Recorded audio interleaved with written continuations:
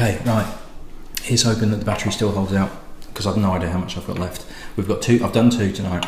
We'll go on with the third quite quickly, making sure I'm drinking plenty of water because I don't want the alcohol. Fortunately, I'm not doing anything cask strength. It's all 40%. Oh no, this one's 43. Oh, could be in trouble. Right, so this one, we've done black, we've done white. Let's do black and white.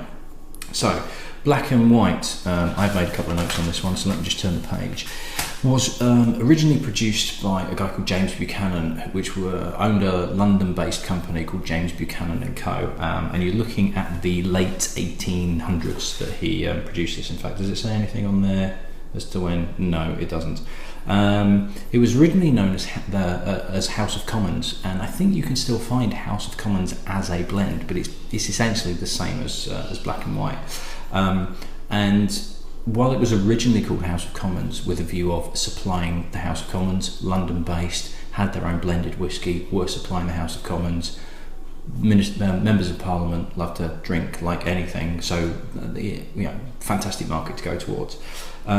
You'll notice on the label, and this is what the full-size bottle looks like, you should notice on the label that there is a picture of two terriers, one black, one white. And House of Commons became known as black and white because of the label, and it was a case of people are calling it black and white rather than House of Commons. Right, we'll call it that because that's what people know it is. It's just an evolution of the brand name.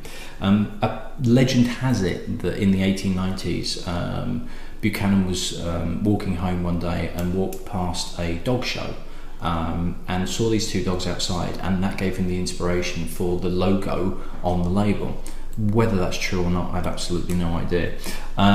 This is black and white, as the brand is now owned by Diageo, and it's particularly big in France, Venezuela, and Brazil. I didn't realise there was that much of a whisky market in Venezuela, but apparently so. And black and white's pretty much got it sewn up. In terms of the constituent parts of this, couldn't really find out. If anybody does know, can give them some more information and put them in the comments in the YouTube channel, that'd be absolutely fantastic. The only other thing really of note was this was apparently drunk by James Bond, particularly in the novel Moonraker, which is a pretty rubbish film, and I don't think he mentions black and white in that film. I can't remember, it's been donkey's years since I've seen it. No real intention to, because it wasn't that great the first time around. So, nice golden colour, 43% this rather than 40, which is what the majority of blends tend to do, so that was interesting, just that little bit of extra alcohol percentage, just lifting everything up a little bit. Fresher. Now, hopefully you would have seen Dewars, which was yesterday, 10 minutes ago, which was very, very smooth at 40%. And it's quite interesting to be able to do a direct comparison almost immediately after, because this is fresher, certainly. Lighter. Yeah, there's like fresh mint. It's not like a sweet, like mint imperials or anything like that. This is real fresh, out the garden mint on it. And a slight saltiness as well, maybe. It's a nice nose, actually. I prefer this to the Dewars, certainly.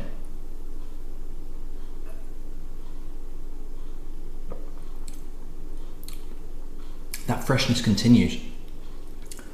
The grain whiskies that are in there are actually giving it, lifting it, and what can be a slightly metallic sharpness that grain whiskey can introduce into blends.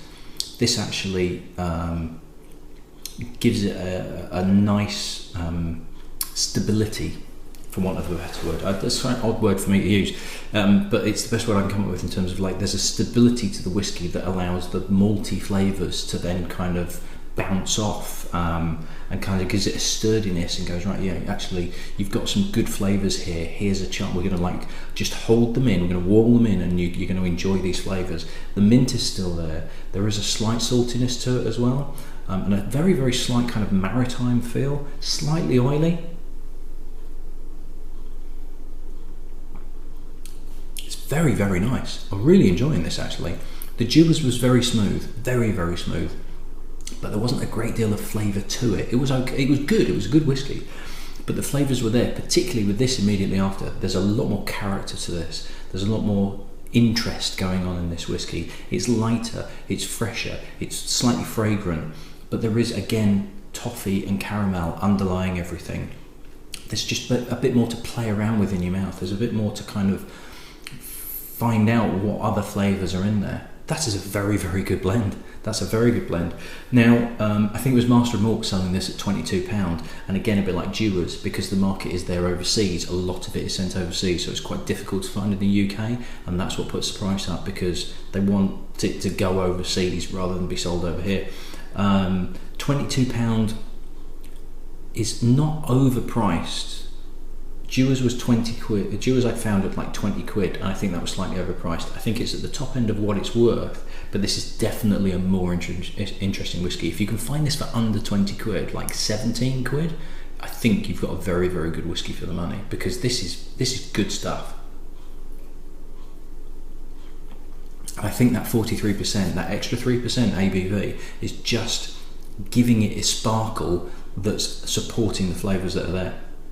I didn't know what to expect for this, and to be honest, I wasn't expecting an awful lot, but that is a very, very good blended whiskey. Surprised the hell out of me, that. So if you can find it, get hold of it. Okay, we've done black, we've done white, we've done black and white. Probably going to do a bit of a run of US whiskies, but I've got a lot on over the next few weeks, a lot, and it's going to be a bit of an upheaval, so please bear with me. I will do the best I can. You might find the background's going to change, because I'm going to have to move into another room, but I will keep plugging away and do the best I can to get a video to you every single day. But if I don't, if things start to not fall apart, but if things start to get a little bit out of sync, I do apologise. In a few weeks' time, when everything's sorted itself out, should be able to get back to some kind of relative normality. It's all a little bit up in the air at the moment. Bit of a secret, can't really tell you at the moment. I'll be able to tell you in a few weeks' time. It's nothing major, don't worry about it. Nothing exciting. It's not like, the baby's going to be really, really dead early. Anyway, right, battery seems to have held. If it dies now, I'm absolutely fine. I've got it. I'll see you at the next one, whenever that may be. Take care, guys and girls.